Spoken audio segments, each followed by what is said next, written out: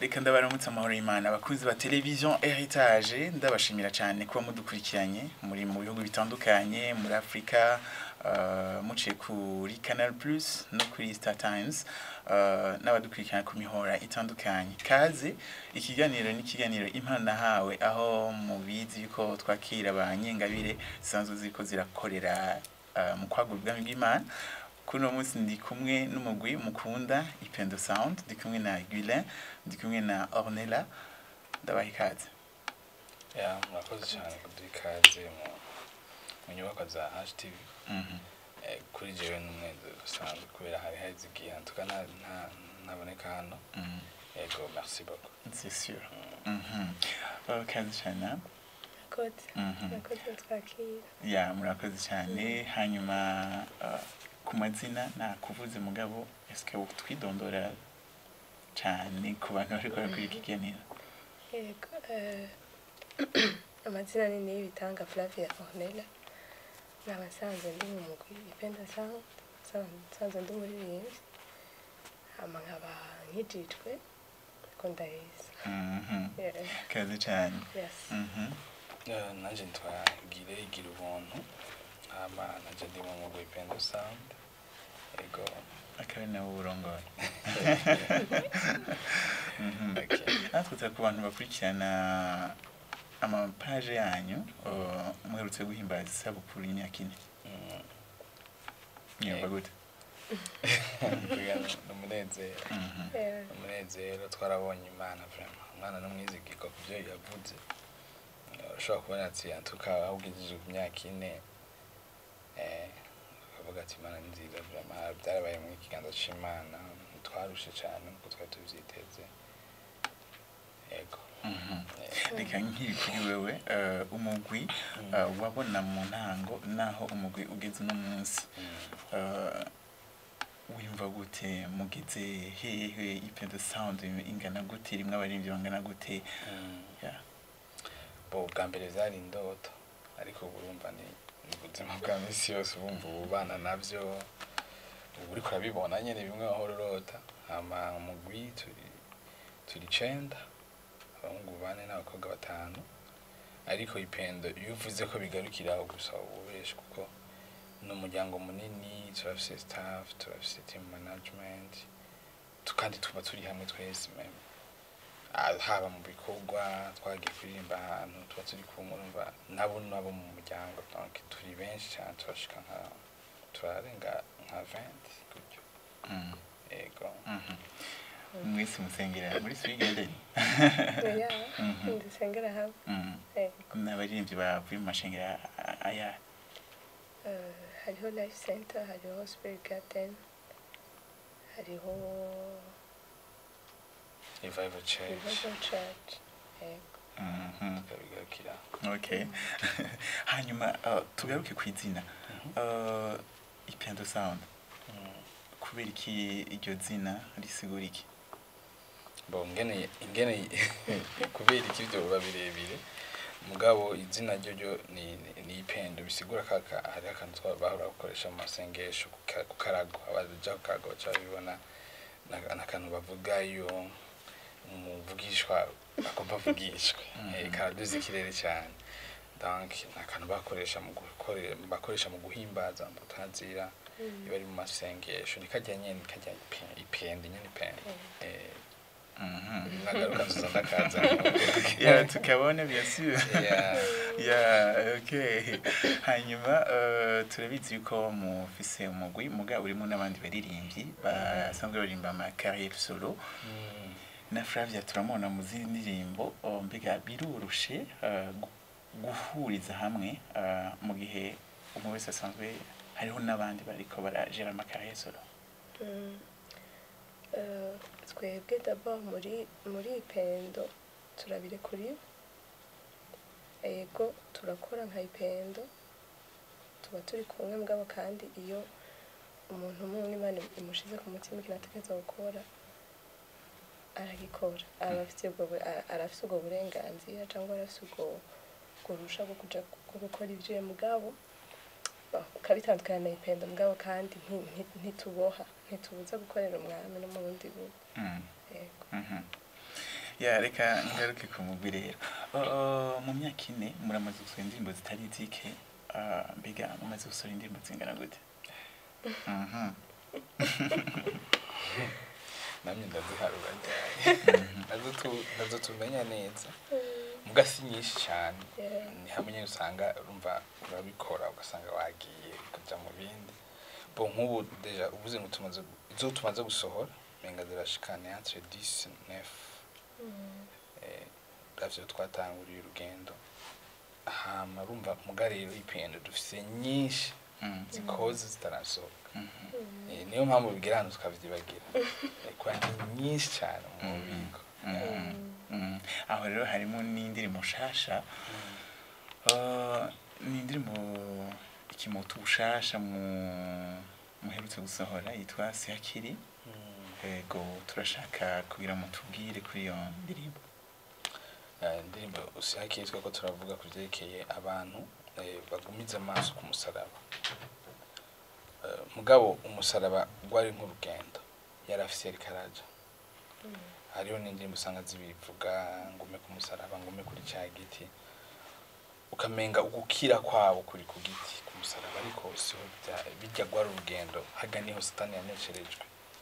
muga twebweho twatsindiye n'umunsi Yesu azuka ubwa munsi yashize ko ivyaha ingwara kunanirwa ikintu cyose kiva ku mwansi ikintu cyose cyari cyaragiye gishizwe ku ngoma no gutsinda kwa Adamu no kunanirwa kwa Adamu aca arahambanwa naco mugabo ahambanywe naco azutse ntazukana nabijya azuka ari mushasha kandi twe twazuranye nawe uyu munsi twicarikanye nawe ahantu ho mwijuru ni kuvuga yuko twa turavuga ibyakurikiye ukuzuka birakomeye birateye ubwoba donc na Bible irabivuga yuko iyaga ngo agatete kangadavuye mwivu ngo kabore kukaguma ari konyene ngo ari kiyoga ngo kagiye mwivu kakabora ngo gahunda impeke nyinshi donc Jesus avaye ko azuka yari umwana w'ikinege ngaba amaze kuzuka yacitse imfura muri benesi donc abo benesi ni twebwe donc abantu two turabera ikibanga riri mu kuzuka rirengeye cyane byabereye mwe ku musaraba burya reka tubivuge gutya burya ibintu byabereye ku musaraba byaturaba muga cyane cyane biraba satani kuko niho hambere yamaramarijwe ni inkuru akwiye kuguma bwigwa mugapana umwana w'Imana kuguma yibwigwa cyane cyane umwana w'Imana bwigwe byo kuzuka kuko inyuma yo kuzuka vraiment ko iyabambwa ntazuke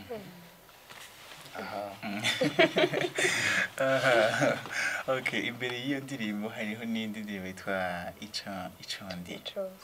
icondi chose ni indirimbo nayo harimo amajambo y'indirimbo nshasha mugabo harimo n'ayandi majambo y'indirimbo za kera indirimbo ya kera yakunzwe cyane nayo mwashatse gutanga ubutumwa buwe ni indirimbo ifasha umuntu mu bihe byo gusenga cyangwa kwiyegurira Imana mugabo kandi twashatse gutanga message ivuga ngo Imana irarengeye ibyitwa byiza twotanga Imana irarengeye ibiganza Imana irarengeye kwifukamira umva ibyo byose tubonye dusanze ubirenze dusanze uri munini cyane rero duhisemo kandi kwishikana twebwe ico turi cyose niyo message twashatse gutanga yo kubwira abantu komeza Imana ari nini komeza umwami aguma tubana munini bako plus umwiyegurira umwamaguma kubana munini ugasanga ararengeye ibyo wibaza jambo komeye kubera ikari yo mwagarukanye ijya ndirimbo natwe turayikunda yadufasha mu bihe byo gusenga ariko kandi urumva abantu bari barayikunze kera amani twize twikorera video turaprofita tuyikore neza mu bundi buryo kubera urumva ko umuntu akora kwakura niko yavansa niko amenya ibindi niko urumva dusigaye turiko turanimenyereza cyane gukora umudiho wa hockey donc twavuga ati reka duhere kuri iyi turabe tubona birakunze Mwana yabwo icubahiro muturimbira akantu gatonya kaguma mbana munini ubumumbana munini mukwiranye ubumumbana munini naco nsigaranye novuga urengeye amashimwe yanje urengeye gukomekwa amashi ubumumbana munini naco mbona mukwiranye ubumumbana munini naco nsigaranye novuga urengeye amashimwe yanje urengeye gukorerwa amashi unshikanye ico ndi cose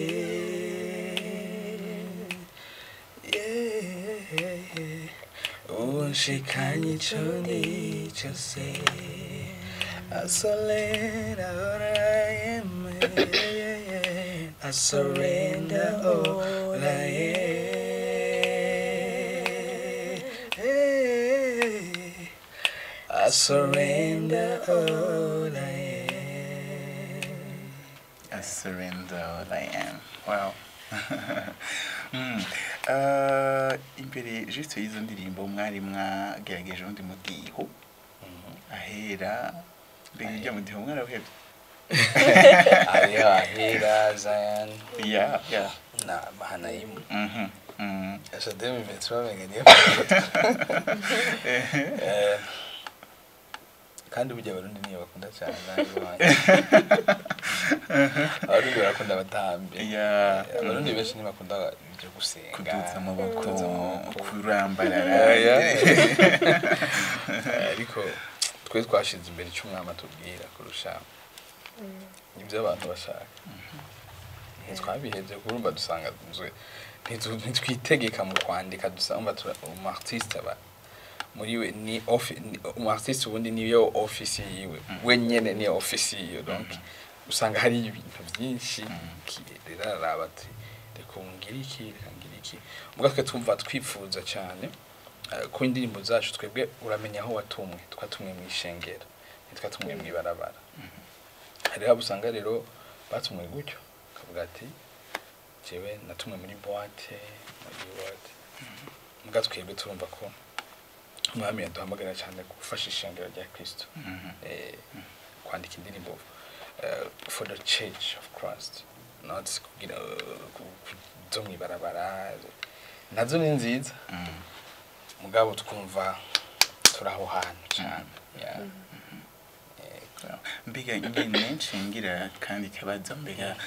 indirimbo muzironka gute mwandika gute muri abantu 9 mbega umwe wese arashiramo akantu canke hari abaje kwandika hariho bigenda gute bon en fait nta ujeje kwandika mugabo niyo mpamvu ubundi muri Ipendo birekuwe gukora carrière solo kwera haba deja baje hari indirimbo nyinshi deja izo baje zihari zirahera ni kuvuga yuko turaza nimwe muzazi zisanzwe hari cyangwa ziriko ziraza tukicara umwe wese akavuga icyo akwavyumva kuko bose barashoboye kwandika mwese akavuga ati akatugira uko muga indirimbo nyinshi zirahari zisanzwe zihari no kuvuga yuko ari Guylain yazanditse yego nyinshi umva muronyi wa azaniye cyobira cyane nimba tubwira ati numva ndongoye ko turirimba kuri suje abafise indirimbo ihari gusa twebwe akazavuga ati okay turondera igitero cya kabiri cyangwa dushire kwa kaca imumva gutaka mugabo kenshi zihari wow c'est vraiment bon reka tuvuge ku migambi muri ko murakora cyane muri uno mwaka bimeze gute ni album nshasha ni en général umwaka mwateguye iki bon umva n'ugwa rugenda nyene turandika indirimbo kubwishenge donc tukiza kubaha dufite indirimbo nyinshi twabandikiye twamaze kurecordinga donc two turihuta ahubwo twari twifuza yuko turi mu kwa kangahe kwa gatandatu twari twifuza yuko twogera mu kwa gatandatu tumaze kuba indirimbo zitandatu mugura bibona ivy'ama studio mu Burundi usanga bigoye birateba ugasanga ababishoboye ni babandi nyene donc bose twese twitura babandi ugasanga bafite ibintu byinshi biriko birateba bitwara n'uburyo bwinshi twebwe indirimbo imwe twaraheje kuyikodinga twaraheje video yayo donc kuyigenda kuyikura muri studio kuyikurayo gusa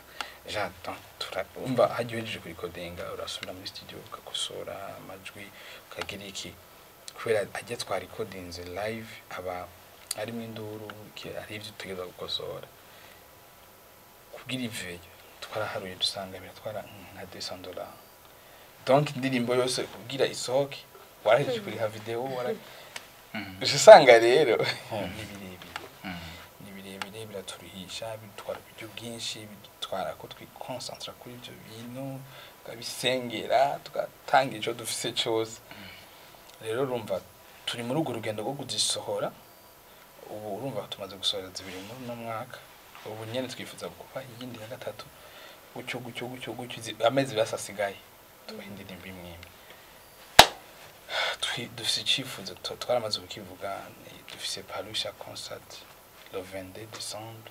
donc je dufata rero abarundi bazi duterame turirimba izo ndirimbo zose zizazamiza gusohoka Palusha concert mu mpera y'umwaka mugabo hariho n'ikindi gitera mu mperuka gukoresha yitwa Palusha kubera iki Palusha isigura iki Palusha bisigura ngo ahantu aho abantu bahura n'Imana abantu bakoranira bakaza bafite intumbero imwe gusa yo kumva no kubona Imana cari ico gicapo cacu ca Palusha duheruka gukora ego harimo no kugira indirimbo nshasha ngaho kandi twaragize akanya ko guhimbaza gutazira hamwe n'ishengero biba ari ivyo bihe twifuza kuza umuntu atakindi kintu yiteze mugabo akaza yiteze ku experimenter la puissance y'umwami biciye mu guhimbaza aho abantu babaho vraiment bakisanzura bakishikana bakarambarara nyene imbere na nico niwo wari umutima wacu ari congera nivyo hariho n'iyindi ndirimbo mahanayimu isigura iki mahanayimu isigura donc mahanayimu byanditse muri Genèse 32 mirongo kabiri avuga ngo ntuze yarahuye Yakobo yahuye n'abantu ngo acaramenya ko ari abamarayika ngo acarabona ko hari ikirindiro c'abamarayika aho hantu donc ngo acavuga atanu yitwa Mahanayimu yaciye ahita Mahanayimu nibaza ko none umusore ko acitwa Mahanayimu bisigura ikambi y'abamarayika twashatse abantu bamenye muri buno buzima yuko Imana yaduhaye Yesu adupfira yaduhaye muhemye ngo tubere umufasha muri buno buzima Imana yarimekinze shwa yuko tutazonanirwa iraduha n'abamarayika donc umuntu ntabone yuko umenga ari wenyene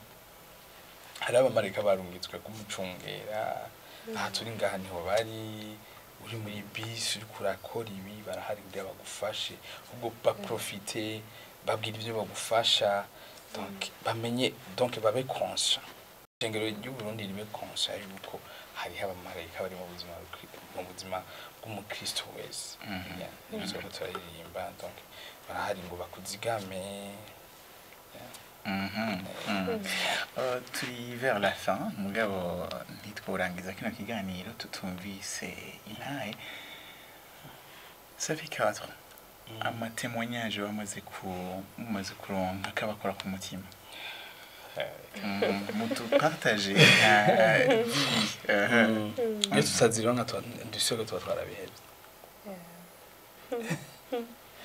tuba twarabihebye kubera ibi bintu fest hari igihe umva ukiri muto uba wifuza gukora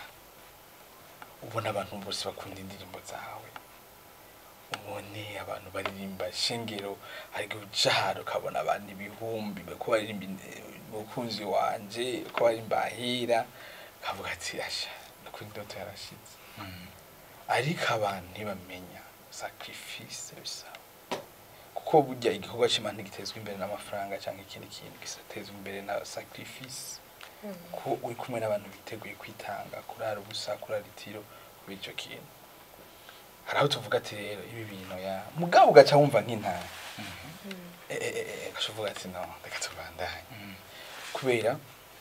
hari abantu benshi baza kutubwira ati twe twaje kuri Kristo kubera indirimbo zanjye kuko umunsi bari babatumiye hano n'ababonye kuri televiziyo naciyenza naciye nakira Yesu kubera indirimbo apana wao ndingura aho uye uramubwira ubutumwa kubera uri mu Ipendo no yaje kubera indirimbo je ntaho nsengera abantu benshi baraje imbere bakavuga ati twe turi ngaha kubera Ipendo twarumvise indirimbo zabo turazikunda turaza kuri Kristo haro nabandi rero bakubwira ati twebwe twakunze iyi muziki ya gospel biciye mu ndirimbo zanyu sinazumviriza sinazemera je wapi ntivyananyohera ati wow imiryango rero twako turumviriza indirimbo twako turashwana iki turayisengera ko même divorce twaje tubiheba ati no uvuga ati rero sasa biko biragira impact nini hama ukabona abantu benshi n'abandi rero bantu ubona ati ugasanga nk'umuntu akuzi kera agaca abona mugeze agacagira ivyizikiro yuko bya bintu birakunda birashoboka timba narabihevye mama nabarabira ko ati turabigira ko turagira iki ni ibintu byinshi turamaze gutumirwa meme muri twafise invitation nyene tuvugana muri ugasanga umupadiri yagutumiye kavuga ati donc muri katolika ugaca wumva ko uri kuragira impact nini cyane kandi rero ikintu badusavye ndibuka ko tuzoje vuba badusavye ngo mubwira abajene bacu mubahivyiziki ko gushika kuri rukundo turabaraba tukiga tukumva turaremye vuga ati twimana ishimwe ugaca wumva ati ca gihumbi c'idolari ca ya za miliyoni zingahe twaheba ntizapfuye ubusa tukamwami azobi tuko turakora mu mwami ndazi ko papa hari umuvyeyi donc data w'umwijuru araryohewe muri umugwi ufisemwo umwana mutonya mu mugwi mbega présence ya Joshua mu mugwi hari ama impact ku bandi bana peut-être muronka feedback yego turahari yego kuko je nk'ukuri ibyiza nsengera hari abana bahora bamwumva tujya Joshua yego ni umwana uboneka ko afite umubebe nyine umubebe wacu je mugabo kandi urabona ko ari umwana sari ari karate cyangwa Imana yamuteguriye kazoza bema kadasanzwe urashaka kumubona ingene asenga akunda Imana ingene ari impliqué womenga ni umwana womenga ari mu bantu natwe dukuze womenga yoguma fina mugabo abari se no muri clip urabona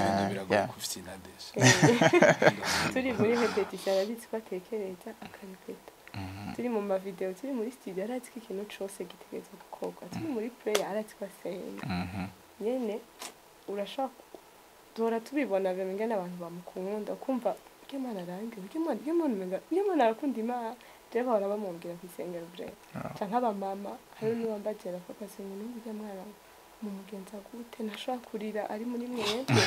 yashonje mu mugira gute ndaho kumumenge byo ntabwo tubigira tumubona mbega umuvyeyi wiwe nindamuzana nindamukurikirana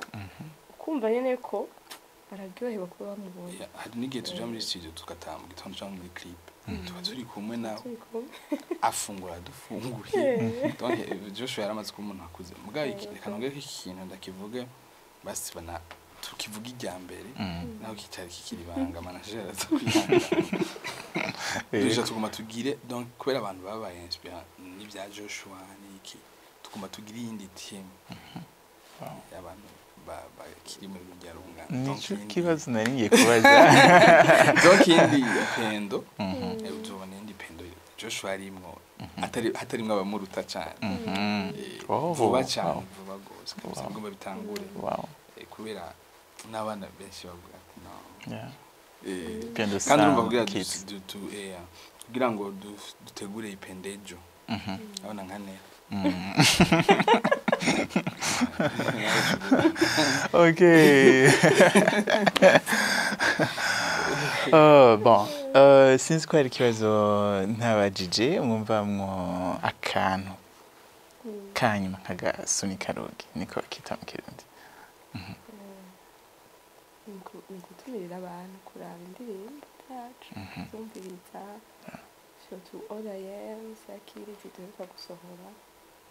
zibafashe mu bihe byiza byo gusabana n'umwami bumviriza message irimwo tukuri turizera ko amajambo arimo sitwe twabuze umunsi umwe twumva ngo nimba zimeze burya zimeze nuko nkemera hari ico ashaka gukora muri kino gihugu no mu mahanga rero abantu babandanye bazumviriza zibafashe abandanye bakunda umuziki w'Uburundi abandanye bawuteza imbere hanyuma babandanye kwiha Imana no kwikorera Amen.